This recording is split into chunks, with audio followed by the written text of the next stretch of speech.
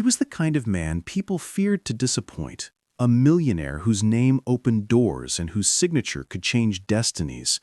But all the power in his world felt strangely fragile the morning he woke up unable to stand, his body burning with fever and his vision dimming, as if life itself had suddenly pulled a curtain over his eyes. And when the doctors ordered complete rest and isolation, the empire he ruled began to shake, because Arman Khan had never taken a sick day in his life, and everyone wondered who would handle the crises, the clients, the contracts, the endless decisions that only he could make. But there was one person who didn't panic, one person who didn't hesitate even for a second, his quiet, loyal secretary, Mehwish, the girl everyone overlooked, the woman who always walked behind him holding files, taking notes, arranging schedules, the invisible strength in his noisy world. And when she heard that he was bedridden, she simply rolled up her sleeves and stepped into the storm he left behind.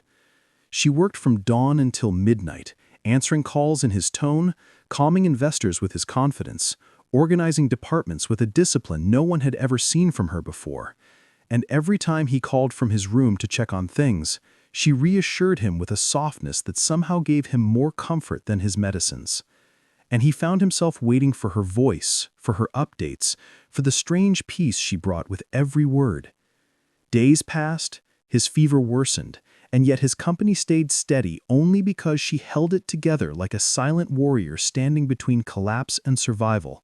And when she visited him to bring documents, she never let him see her worry, but he saw it anyway. The way her fingers trembled holding the files, the way her eyes softened when she looked at him lying weak under blankets, the way she tried to hide how much she cared. He started to notice things he had never paid attention to before. How she never complained, how she always put others first, how she moved with gentle strength that made him feel safe, something he had never felt in boardrooms or skyscrapers.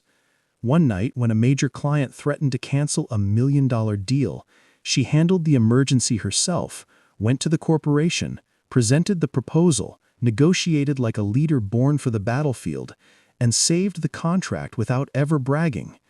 And when Arman heard what she had done, something inside him shifted like a sealed door finally opening. He realized he didn't just trust her, he depended on her, admired her, and maybe, without noticing, he had begun to feel something deeper, something that made his chest ache when she wasn't near. When he finally recovered and returned to the office, everyone expected him to take back control instantly.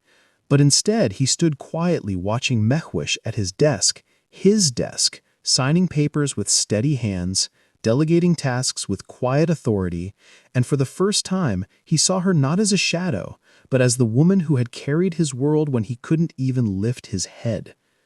He walked toward her, and she stood up quickly, lowering her gaze out of habit, but he gently touched her chin and lifted her face, whispering that she had done more for him than anyone ever had, more than he deserved.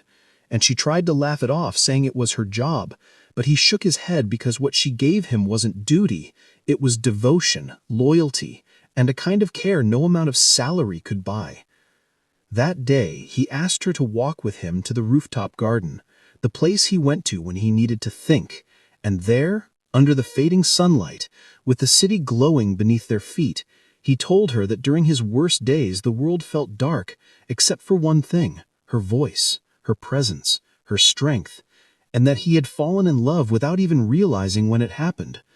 And she froze, confused, overwhelmed, never imagining that a man like him could feel anything for a woman like her.